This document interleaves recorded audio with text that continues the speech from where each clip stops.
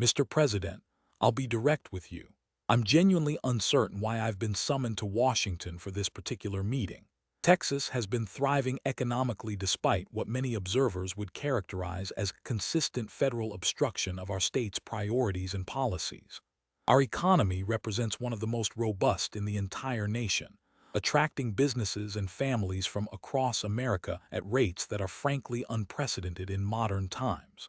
We've become the national leader in job creation, in energy production and independence, in the kind of practical, results-oriented governance that delivers tangible benefits to citizens rather than empty political rhetoric. We're leading the country in population growth, in business relocations, in economic expansion across virtually every sector. If this meeting concerns the ongoing philosophical tensions between state sovereignty and federal oversight, or if it's about our border security initiatives, I should tell you plainly and respectfully that Texans are extraordinarily satisfied with the direction we've charted for our state. We don't require Washington's validation or approval to continue succeeding. And frankly, Mr. President, we've built our success specifically by resisting federal policies that would have held us back. So if this is about trying to pressure Texas into conforming to federal preferences that contradict what our citizens want, I really don't have time for that kind of political theater. Sit down, Governor Abbott. President Trump's voice cut through Governor Greg Abbott's carefully prepared opening remarks like a blade through silk. Not loud, not angry, just carrying absolute certainty. The unmistakable tone of someone who possessed devastating information and knew exactly how much power that information gave him in this moment. The voice of someone who held all the cards and was about to lay them on the table one by one, until his opponent understood just how completely he'd been beaten before the game even began. It was a humid afternoon in late spring, the kind of Washington day where the air felt thick enough to swim through, when Greg Abbott rolled his wheelchair into the Oval Office. He wore a perfectly tailored navy suit that probably cost $3,000, his bearing projecting the absolute confidence of a man who'd governed one of America's largest and most powerful states for nearly a decade with an iron grip. He looked like success personified, the embodiment of Republican governance done right, the conservative governor who'd transformed Texas into an economic juggernaut that made other states jealous, who'd stood up to federal overreach time and again and won, who'd built a national political profile so strong that whispers of presidential ambitions in 2028 followed him everywhere he went. Political analysts regularly included him in their lists of top contenders for the Republican nomination. Donors courted him aggressively.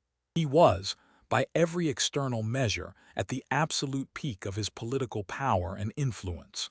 He had absolutely no comprehension, no inkling whatsoever, that for the past 11 months, Trump had quietly authorized the Treasury Department, the FBI, and the Department of Homeland Security to conduct an exhaustive, comprehensive forensic investigation into every aspect of Texas border security spending under Operation Lone Star. Had no idea he was about to be confronted with evidence proving beyond any shadow of doubt that he'd been operating what amounted to a multi-billion-dollar criminal fraud scheme disguised as border protection, that he'd been systematically looting Texas taxpayers while standing at the border with razor wire behind him, claiming to protect them from chaos and invasion. Behind Trump's desk stood FBI Director Christopher Wray, holding classified binders thick enough to stop bullets, documents that represented 11 months of intensive investigation by some of the Bureau's best financial crimes agents. Treasury Secretary Scott Bessent stood beside him with financial audit documents spanning hundreds of pages, forensic accounting that tracked money through dozens of shell companies, and corporate structures designed to hide its true destination. DHS Inspector General Joseph Cafari held analysis of Texas border spending that revealed systematic theft on a scale that would make Abbott one of the most corrupt governors in American history. All three wore expressions of grim professionalism, the look of law enforcement officers who'd built an airtight case and were about to present it to the target. This wasn't a policy disagreement between federal and state authorities about immigration enforcement. This wasn't a debate about border security strategy. This was a criminal prosecution. Abbott's confident smile wavered slightly as he absorbed the scene before him, the unusual presence of law enforcement and financial officials rather than policy advisors. But he maintained his composure, still projecting the authority and power he thought protected him from consequences. "Oh, I see where this is going. More federal interference with Texas managing its own borders. More Washington bureaucrats who have never been to the border second-guessing decisions made by people who actually live with the consequences of failed federal immigration policy on a daily basis. Mr. President, with all due respect, we've been more than transparent about our border operations. Every dollar we spend is documented. Every contract is publicly available.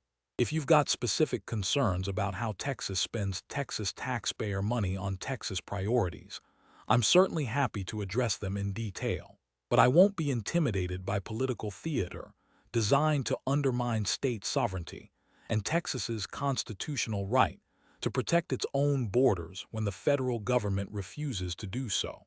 $14 billion. Trump didn't raise his voice, didn't need to. The number landed like an artillery shell in the quiet of the Oval Office, like a physical blow that knocked the air out of the room. That's how much Texas has spent on border security operations since you launched Operation Lone Star in March 2021. For years, $14 billion. Want to know what happened to illegal border crossings in Texas during that exact same period? They increased by 38%. That's not a typo, Governor. 38% more illegal crossings despite spending $14 billion specifically to stop them. More money than any state in American history has ever spent on border security, and you made the problem significantly, measurably, demonstrably worse. He pushed a thick folder across the resolute desk with one deliberate finger, the gesture casual but laden with menace. So I'm going to ask you a very simple question, Governor Abbott, and I want you to think very carefully before you answer. Where did $14 billion actually go? Because it sure as hell didn't go to border security. It didn't go to stopping illegal crossings that increased by 38%. It didn't go to building effective barriers or hiring effective personnel or implementing effective programs. So where did it go? Abbott's wheelchair seemed to sink slightly into the carpet, his confident posture cracking like ice on a warming pond, hairline fractures spreading across his composure. Trump didn't wait for a response, didn't give him time to formulate a defense, his words coming with the methodical certainty of someone who'd built an airtight case over 11 months of investigation and knew every single detail of the crimes he was about to expose. I'll tell you exactly where it went, since you seem to be at a loss for words. It went to private security contractors run by your major political donors, companies owned by people who gave you millions in campaign contributions, and then received contracts worth hundreds of millions of taxpayer dollars. It went to construction companies owned by your campaign fundraisers who build the state of Texas at rates that are 10 times the standard market rate for border barriers that engineering analysis proves cannot possibly function as designed. It went to consulting firms that exist only on paper, companies with no employees, no office space, no equipment, but somehow they received hundreds of millions of dollars in state contracts for services that were never actually rendered. It went to your own family's business interests through a complex web of shell companies and corporate structures that we've traced dollar by dollar. You've been systematically, methodically looting Texas taxpayers for 4 years, while the border became demonstrably more chaotic, while resources that could have actually secured the border disappeared into your political operation and your personal bank accounts and your donors' pockets. He leaned forward, his hands folded on the desk, his eyes locked on Abbott's face. And Governor, I want you to understand this with complete clarity. I can prove every single word of what I just said. Every transaction, every wire transfer, every fraudulent contract, every kickback, every dollar that went into your pocket. We've been investigating you for 11 months. We have bank records, corporate filings, wire transfer documentation, contract awards, engineering analyses, testimony from contractors we've flipped who are cooperating fully. This isn't a bluff. This isn't political theater. This is a federal criminal case that will destroy you completely unless you make the right decision in the next hour. FBI Director Wray stepped forward with the efficiency of someone who'd presented evidence to destroy powerful men hundreds of times before in a career spanning 3 decades.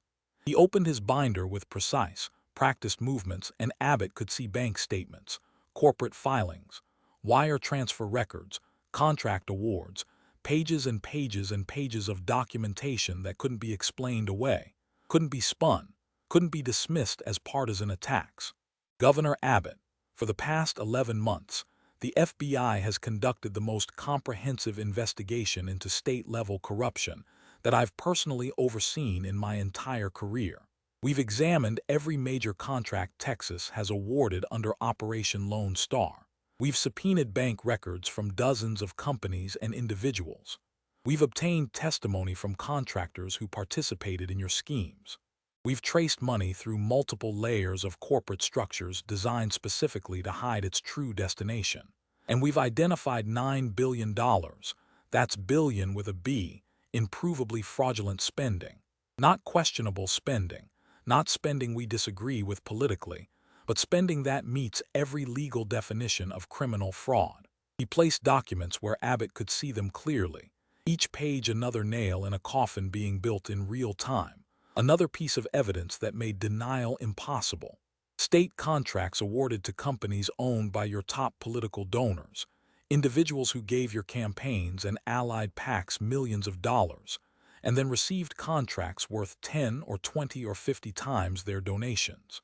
Billing rates that are 3 to 5 times standard market rates, and in some cases even higher, for services and products that independent analysis shows were delivered at much lower cost or not delivered at all. Payments for border barriers that engineering analysis demonstrates cannot possibly function as designed. Structures that any competent engineer would tell you are worthless for their stated purpose, but somehow cost hundreds of millions of dollars. Fake consulting work where companies with no employees, no physical office space, no equipment, no track record of similar work receive tens of millions of dollars for deliverables that don't exist. Kickback schemes where money flows in a closed loop, from the Texas Treasury to contractors, from contractors to shell companies, from shell companies back to political organizations you control or benefit from directly. He looked up from the documents, his voice carrying the weight of 3 decades in federal law enforcement, the certainty of someone who'd seen every defense and knew none of them would work. This isn't speculation, Governor. This isn't partisan interpretation of ambiguous evidence. We have the complete paper trail. We have the bank records showing exactly where the money went, down to the penny. We have wire transfer documentation showing the flow of funds through multiple corporate entities. We have sworn testimony from contractors who participated in your schemes, because we gave them immunity from prosecution in exchange for complete cooperation. We have emails and text messages between your staff and the contractors discussing the fraud explicitly. This is the most comprehensive, most thoroughly documented corruption case we've built at the state level in my entire career at the Bureau. And I've investigated and helped prosecute some of the most corrupt politicians in modern American history. Treasury Secretary Besant added her evidence with the clinical precision of someone who'd spent years following money through complex financial structures before entering government service. Someone who'd worked at the highest levels of finance and understood exactly how sophisticated criminals hide money trails. Your family's real estate investment company, Austin Ventures LLC, has received $43 million in contracts, tax incentives, regulatory approvals, and development deals from the state of Texas since you became governor. That's not an estimate. That's documented transfers of value from the state treasury and state regulatory agencies to a company your family owns and from which you personally benefit financially. She laid out financial documents with the precision of a surgeon. That's textbook self-dealing under Texas law. You used your governmental position, your power as governor to make regulatory and contractual decisions, to directly enrich your family's private business interests through state contracts and favorable regulatory decisions that other companies didn't receive. Under Texas government code, that's illegal. Under federal law, It's fraud, honest services fraud, and potentially money laundering when you layer it through the corporate structures you've created specifically to hide the connection between your office and your family's financial benefit. She showed the breakdown with devastating clarity. Your family's company received a $12 million contract to provide security consulting for state facilities near the border. The company has no prior experience in security consulting, employs no security professionals, and according to the contractors who actually did the work, your company functioned purely as a pass-through entity that took 30% of the contract value for doing essentially nothing. That's theft. That's using your public office for private gain. Then, there's the real estate development deals where your family's company received fast-tracked regulatory approvals and tax incentives worth $18 million for projects that languished for years under previous administrations, but suddenly got approved within months of you becoming governor. And the most egregious example, your family's company received $13 million in direct state contracts for border security consultation and analysis that multiple state employees we've interviewed say consisted of nothing more than repackaging publicly available information. DHS Inspector General Kafari delivered what would become perhaps the most damaging testimony, the evidence that would make federal RICO charges not just possible, but inevitable. We've also identified $620 million in wire transfers from Texas border security contractors to shell companies, limited liability corporations that exist only on paper with no real business operations, that our investigation has connected directly to your political operation through multiple layers of corporate ownership. We trace these companies through their formation documents, their bank accounts, their transactions, their ownership structures, and they all lead back to individuals who work for you, who raise money for you, who run PACs that support you. He showed organizational charts that looked like spider webs, connecting dozens of companies and individuals in a network of corruption. That's not campaign contributions that would be reported publicly and subject to legal limits and disclosure requirements. That's money laundering, plain and simple. That's organized fraud on a massive scale. Under federal law, that qualifies for RICO charges, prosecution under the Racketeer Influenced and Corrupt Organizations Act. That's the same law we use to prosecute mob bosses and drug cartel leaders. And it fits your operation perfectly because you've been running the state of Texas like a criminal enterprise for 4 years. Trump let that word hang in the air like smoke from a gun barrel. Let it sink into Abbott's consciousness. Let him understand exactly how serious this was. RICO, the law created to dismantle criminal enterprises, to prosecute mob bosses and organized crime syndicates, to take down sophisticated criminal operations that cross state lines and involved multiple people and entities, now being applied to a sitting governor who'd stolen billions while claiming to protect his state's borders. So here's exactly how this is going to work, Governor Abbott, and I need you to listen with complete attention because you're about to make a decision that determines whether you spend 8 years in prison or the rest of your life behind bars. Trump's voice carried no anger, no satisfaction, no emotion at all really, just the flat certainty of someone presenting facts that couldn't be disputed, options that couldn't be avoided, consequences that couldn't be escaped. This is the most important decision you'll make in your entire life, and you need to make it in the next hour because once you leave this room, the offer I'm about to make disappears forever. Abbott sat frozen in his wheelchair, his hands gripping the armrests so tightly his knuckles had turned bone white, the blood drained from his fingers. The confident bearing had evaporated completely like water on hot pavement. He looked like a man who'd just been told he had a terminal disease and exactly how long he had left to live. That look of shock and disbelief and desperate hope that somehow this isn't real, that somehow there's been a terrible mistake. What exactly are you accusing me of? His voice had lost all its strength, all its authority, reduced to barely more than a whisper. The voice of a man who already knew the answer but needed to hear it spoken aloud to make it real. Trump's response was methodical and devastating, laying out options like a prosecutor presenting a plea deal to a defendant who had no leverage whatsoever. Option 1. He held up a single finger. You resign as governor of Texas today, effective immediately at midnight tonight. You return to Austin. You face state-level corruption charges filed by the Texas Attorney General. You negotiate a plea deal that will require you to cooperate fully in identifying everyone else involved in these schemes. You'll probably get 12 years in state prison, serve maybe 8 with good behavior and cooperation. Your political career is finished forever, your reputation destroyed, your legacy in ashes, but you're out before you're 70.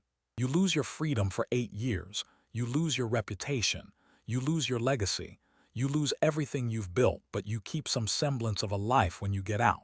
You're not elderly when you're released.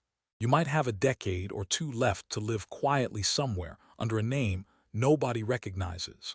He held up a second finger, and his voice got quieter, more personal, the way someone might explain to a terminal patient exactly how their disease would kill them. Option 2. You walk out of this office right now. You refuse to resign. You think you can fight this in the media. You think your political connections and your donor network will protect you. You think you can spin this as federal persecution of Texas sovereignty and turn yourself into a conservative martyr.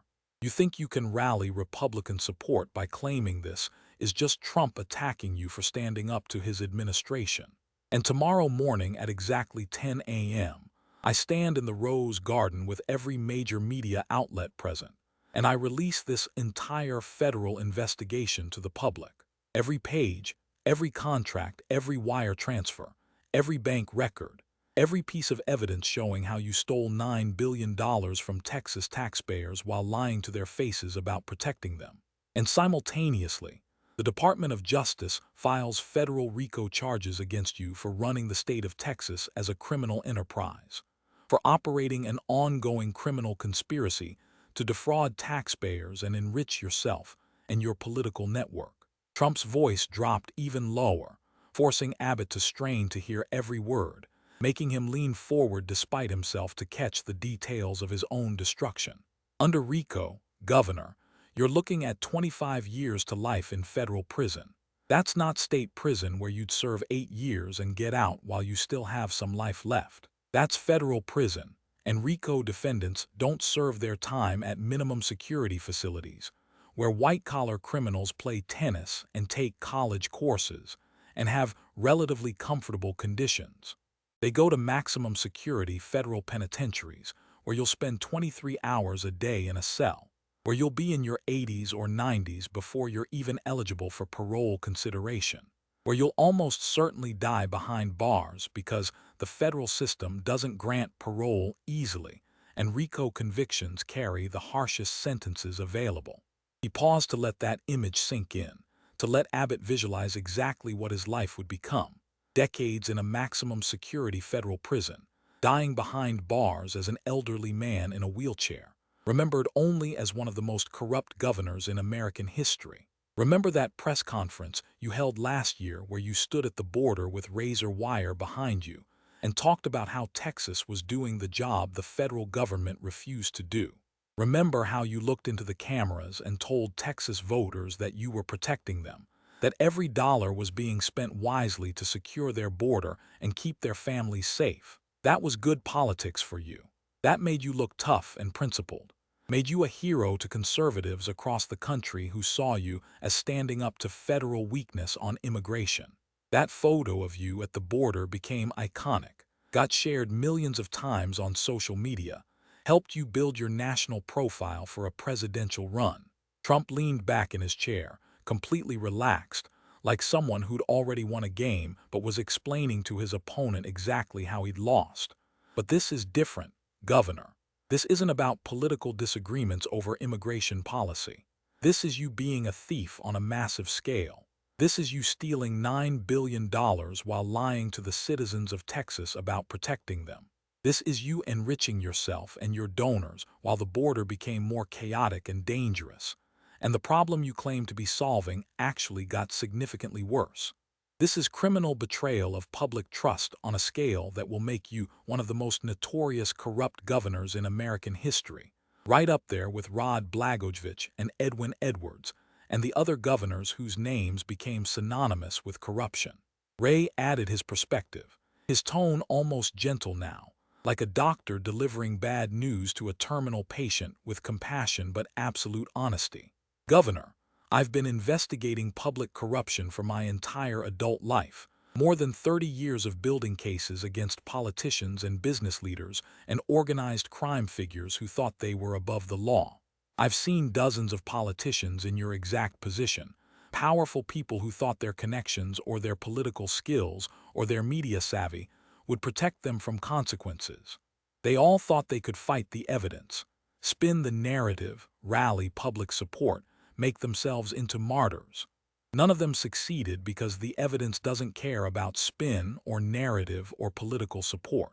He gestured to the binders stacked on Trump's desk. The evidence is overwhelming and irrefutable. You cannot fight this. You cannot spin this away. Your lawyers, when you show them what we have, will tell you the same thing I'm telling you now. The bank records don't lie and can't be explained away. The wire transfers don't lie and can't be dismissed as accounting errors. The contractors we flipped are testifying under oath about paying kickbacks directly into your operation, providing detailed testimony about exactly how the schemes worked and who authorized them. The engineering reports proving your border barriers don't work as designed can't be challenged because they're based on objective scientific analysis. You're going to prison, Governor. That's not a possibility or a probability. That's a certainty. The only question that remains, the only thing you can still control, is which prison and for how long.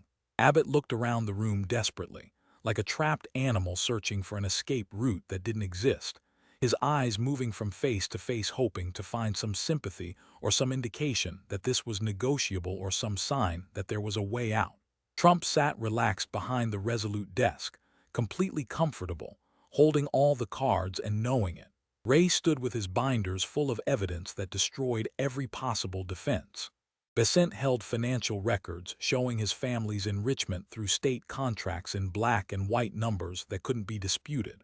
Kafari had testimony and documentation proving organized criminal enterprise through hundreds of pages of analysis. White House counsel sat ready with the legal framework for federal prosecution, the RICO statutes that would send him to prison for life. He had no leverage whatsoever, no way out, no cards left to play, no defense that would work, no spin that would save him, no political connection powerful enough to make this go away. He was completely, utterly, absolutely beaten, and the only question was whether he was smart enough to take the better deal while it was still available. If I resign, what exactly are the state charges? His voice had become small, defeated, the voice of someone who knew they were beaten, but needed to understand the terms of surrender before accepting them. What would the plea deal look like specifically? What would I be pleading guilty to? White House counsel responded with the precision of someone who'd already coordinated every detail with Texas authorities, who'd negotiated the framework of the deal before Abbott even arrived in Washington. The Texas Attorney General has been fully briefed on our findings. We've shared all the federal evidence with his office under the appropriate legal frameworks for federal-state cooperation. They're prepared to file charges for fraud, embezzlement, money laundering, and abuse of public trust under Texas Criminal Code. The charges would involve the fraudulent contracts, the kickback schemes, your family business receiving illegal state benefits, all of it.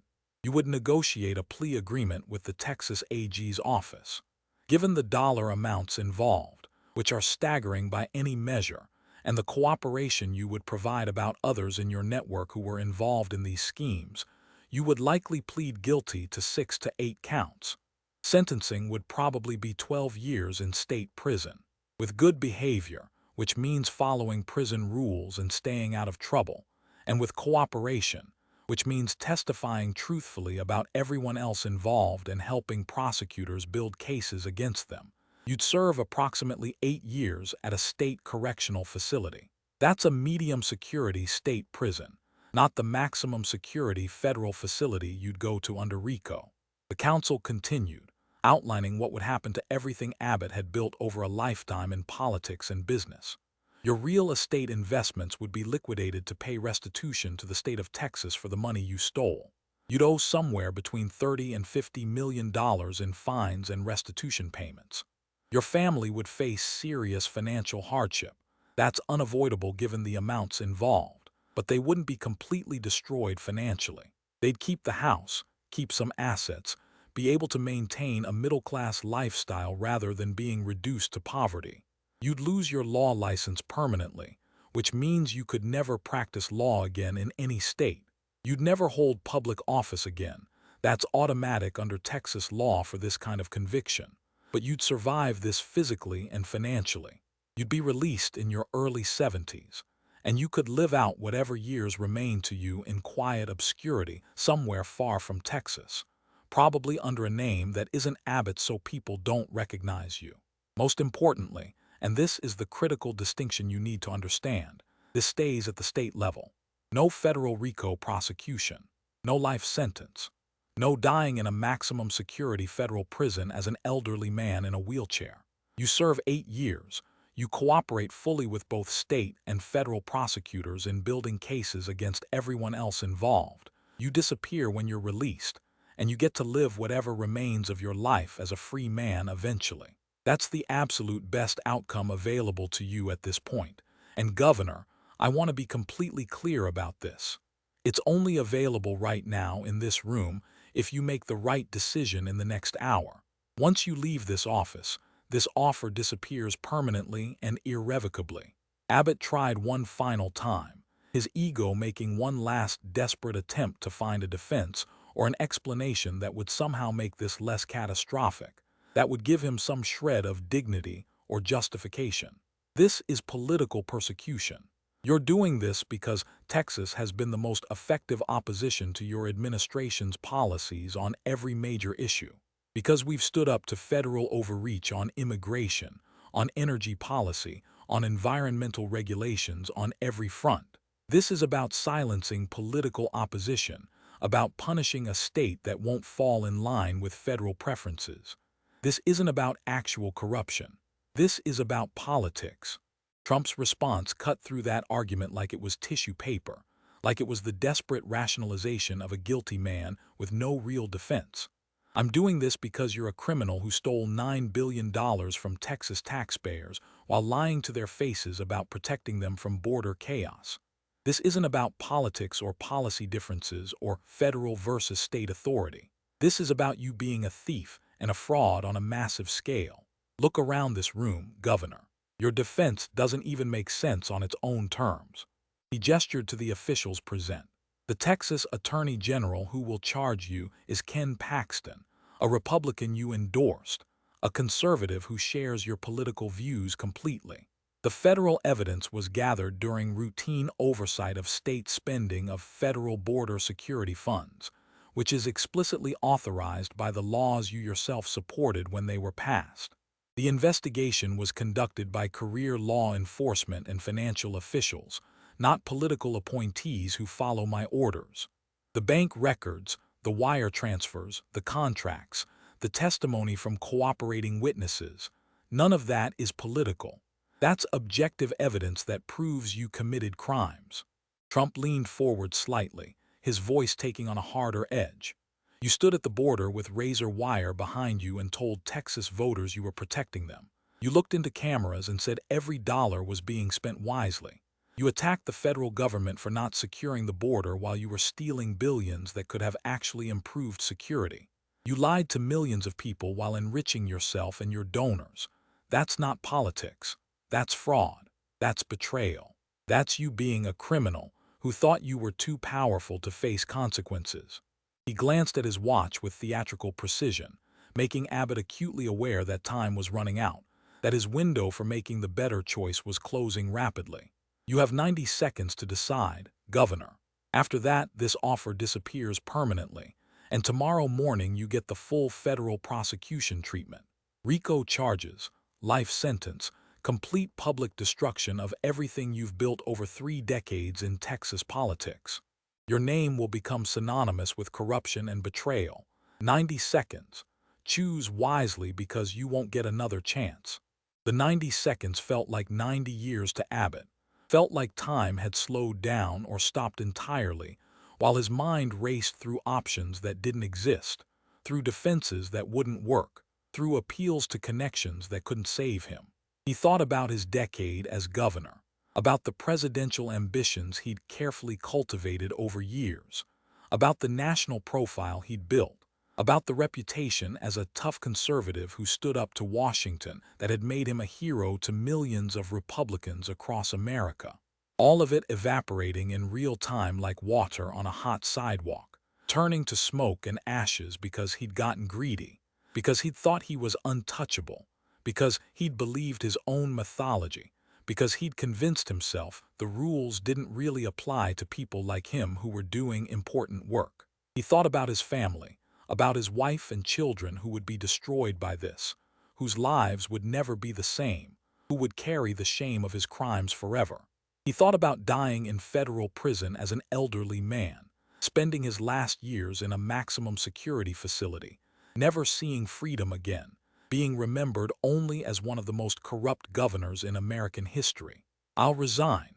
The words came out barely audible, tasting like poison in his mouth, like admitting defeat in a war he hadn't known he was losing until it was completely over.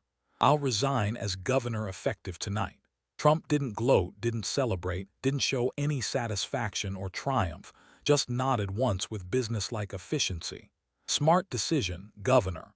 You made the right choice. You'll draft your resignation letter here before you leave this office. My counsel will help you with the language. It gets released tonight at midnight. You can say whatever you want about health reasons, or wanting to spend time with family, or any other explanation you prefer for public consumption. But the substance is non-negotiable. You're done as governor as of midnight tonight. Texas Lieutenant Governor Dan Patrick will be sworn in tomorrow morning at a ceremony in Austin." He stood up, signaling the meeting had reached its conclusion, that there was nothing more to discuss. "The Texas Attorney General will contact your lawyers within 24 hours to begin plea negotiations. You'll cooperate fully and truthfully with identifying everyone else involved in these schemes, everyone who participated, everyone who benefited, everyone who knew. You'll provide testimony. You'll turn over documents. You'll help prosecutors build cases against your co-conspirators. And Governor Abbott, I want you to understand this with complete clarity. Don't even think about trying to run or fight this or backtrack on this agreement, because if you do, every single thing we've discussed becomes public immediately, and the federal charges come anyway. You take your punishment. You serve your time. You cooperate fully, and maybe when you're released in 8 years, you'll understand that leadership means actually serving the people who elected you, not stealing from them while pretending to protect them." Abbott wheeled toward the door, his movements mechanical and robotic, his mind still trying to process that his entire life had just been destroyed in less than 2 hours, that everything he'd worked for across 3 decades in Texas politics was finished, that he would spend the next 8 years in prison, that his name would become synonymous with corruption and betrayal. He turned back one final time, some small part of him still searching for understanding or perhaps mercy or maybe just some acknowledgement of his humanity beneath the crimes. "For what it's worth, and I know this probably doesn't matter to you at all, I really believed I was helping Texas in the beginning. I really thought Operation Lone Star was making a difference. I didn't start out intending to steal from taxpayers. It just kind of happened gradually. I'm sure you believed that in the beginning," Trump said, his voice carrying something that might have been sympathy if you listened carefully enough, a recognition of how good people can become criminals through gradual compromises and rationalizations. "Most corrupt politicians start with good intentions. They want to serve. They want to help people. They genuinely believe in their causes. But somewhere along the way, usually gradually, they start helping themselves more than they're helping the people they serve. They start rationalizing that they deserve benefits because of their important work. They start convincing themselves that the rules don't really apply to them because they're doing such valuable things. That's when they cross the line from politician to criminal. That's when good intentions become irrelevant because actions are what matter." Trump's expression hardened slightly. "You crossed that line, Governor. Maybe you didn't mean to at first. Maybe it happened gradually. But you crossed it, and you kept crossing it further and further, and eventually you were stealing billions while lying to the faces of Texas voters about protecting them. That's when this became inevitable. That's when you became a criminal who needed to face justice. Greg Abbott left the Oval Office a broken man, his Secret Service detail escorting him to his vehicle in complete silence, none of them meeting his eyes, all of them having heard through their earpieces what had just transpired. He sat alone in the back of the black SUV as it pulled away from the White House, staring at nothing visible through the tinted windows, his mind trying to comprehend that everything he'd worked for across 3 decades in Texas politics was finished, that he would spend the next 8 years in prison, that his name would forever be synonymous with corruption and betrayal, that his presidential ambitions were dead, that his legacy was destroyed, that his family would be devastated, that everything was over. That night at 11:45 p.m. Central Time, Governor Abbott's office released a brief statement that sent immediate shockwaves through Texas and national politics. The statement was sparse and offered no real explanation beyond vague generalities. Governor Greg Abbott announces resignation effective midnight tonight due to serious health concerns and family considerations that require his immediate and full attention. Lieutenant Governor Dan Patrick will be sworn in as governor tomorrow morning. Governor Abbott thanks the people of Texas for the honor of serving them and asks for privacy for his family during this difficult time. Speculation exploded across social media and cable news within minutes of the announcement. Health concerns. What health concerns? He'd been fine yesterday. Family issues. What family issues? Why would Texas's most powerful Republican, a governor with serious presidential ambitions, suddenly resign with no warning, no preparation period, no transition plan, no prior hints that anything was wrong? Nobody believed the official statement. Something had happened. Something terrible and catastrophic. But what? The speculation ranged from secret terminal illness to family scandal to some kind of federal investigation, but nobody knew for certain. Trump remained completely silent, offered no comment when reporters shouted questions, didn't take any victory lap, didn't tweet about it, just let the speculation build while the machinery of justice ground forward behind the scenes preparing the public phase of Abbott's destruction. 3 days later, Texas Attorney General Ken Paxton held a hastily arranged press conference at the state capitol in Austin. His face was grim, his voice heavy with the weight of what he was about to reveal to the citizens of Texas. Behind him stood multiple officials from his office, all looking equally serious and somber. My office has received extensive evidence from federal investigators regarding massive fraud in Texas border security spending under Operation Lone Star.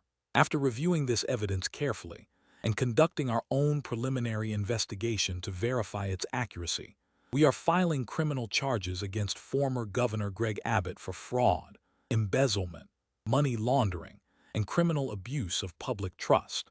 The charges involve approximately $9 billion in fraudulent contracts and systematic theft from Texas taxpayers over a 4-year period. This is the largest public corruption case in Texas history, and one of the largest at the state level anywhere in America.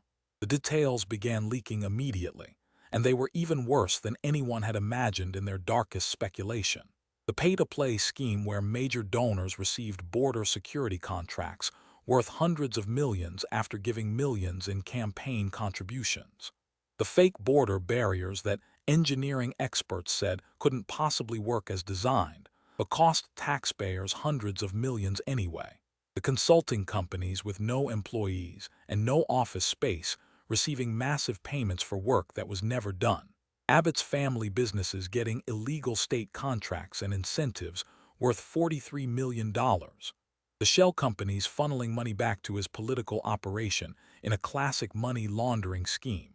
$9 billion stolen, while Abbott stood at the border with razor wire behind him claiming to protect Texas.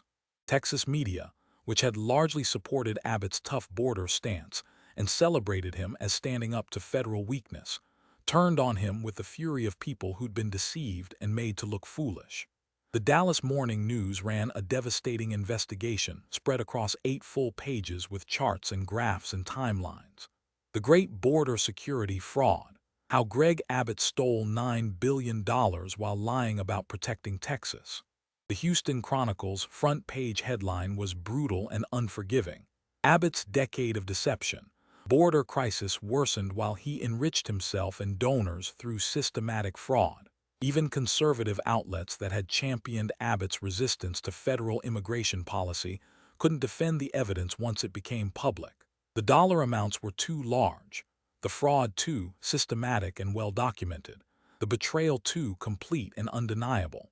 Border crossings had increased by 38% despite $14 billion in spending, because the money hadn't actually gone to border security. It had gone into Abbott's pockets and his donors' pockets and his family's business accounts. While he lied directly to Texas voters about protecting them from chaos and invasion, Abbott attempted a public relations campaign from his home in Austin, gave a carefully scripted interview with a friendly conservative outlet claiming he was being persecuted for his conservative politics, that Trump had orchestrated this entire thing to silence Texas's most effective opposition to his administration, that the charges were politically motivated exaggerations of normal political processes. Nobody believed him. The evidence was too strong, too well documented, too thoroughly proven. The Texas Attorney General was a Republican who shared Abbott's political views. The federal investigation had been conducted during routine oversight authorized by law. This wasn't persecution. This was a criminal caught red-handed with overwhelming evidence of his crimes that couldn't be explained away. His plea agreement came in August after 2 months of negotiations between his lawyers and state prosecutors. He pleaded guilty to 7 counts of fraud, embezzlement, and abuse of public trust, was sentenced to 12 years in Texas state prison, would serve approximately 8 with good behavior and cooperation, identifying others involved in the schemes and testifying against them in subsequent prosecutions. At his sentencing hearing in a packed Austin courtroom, the judge's words were harsh and unforgiving, expressing the anger and betrayal felt by millions of Texans. Mr. Abbott, you held one of the most powerful positions in American state government. You had the trust of millions of Texans who believed you were protecting them and their families from border chaos. You stood at the border countless times and looked into cameras and told them you were spending their money wisely to keep them safe. Instead, you stole $9 billion through systematic fraud while lying directly to their faces. You enriched yourself and your cronies and your political donors, while the border situation you claimed to be addressing actually got measurably, significantly worse. Crossings increased by 38%, while you were supposedly spending $14 billion to stop them. You betrayed public trust in the most egregious way imaginable. I only regret that Texas law doesn't allow me to sentence you to more than 12 years for what you've done to this state and its citizens.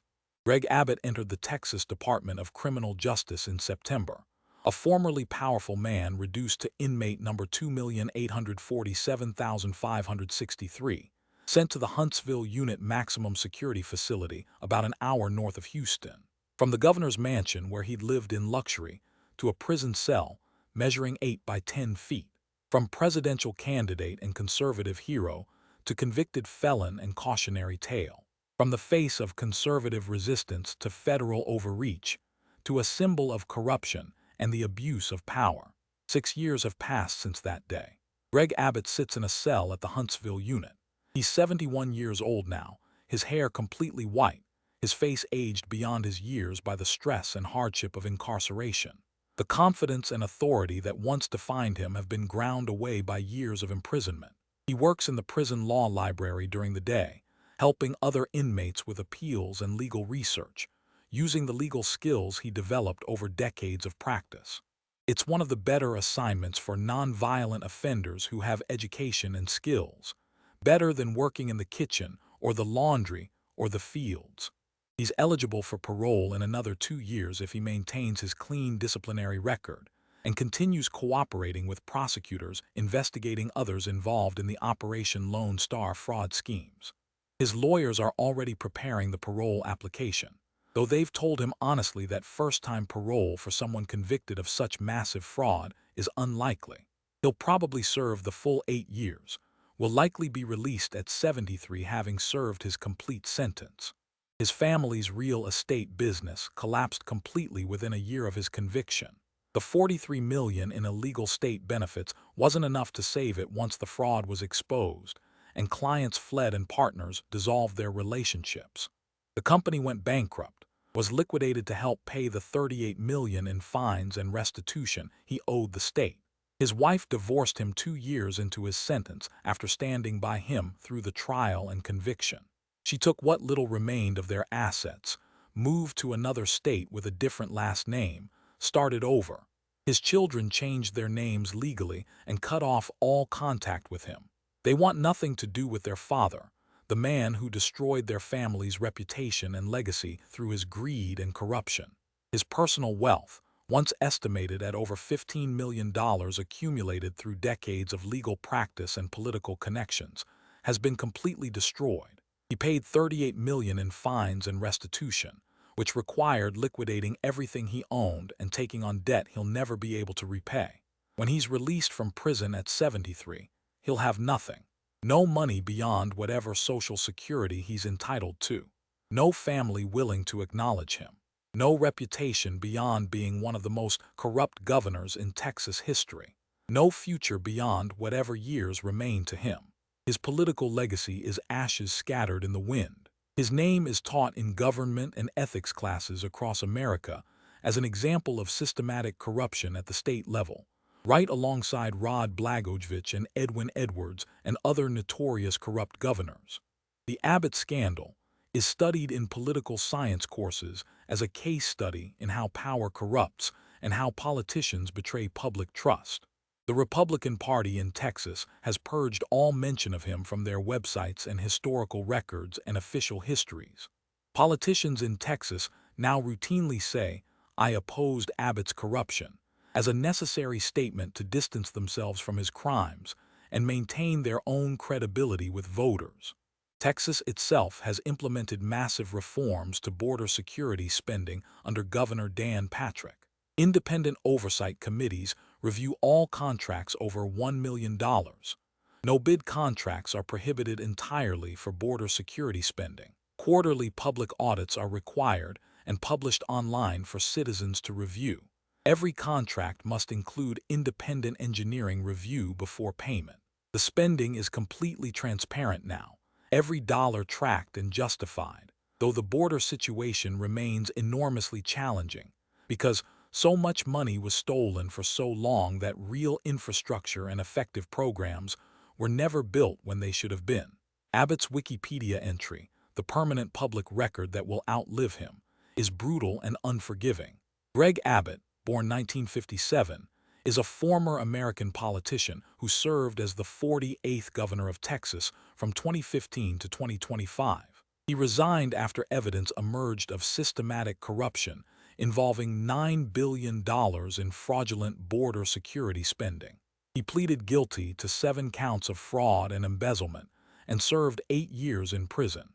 He is considered one of the most corrupt governors in Texas history and is frequently cited in academic studies of public corruption at the state level.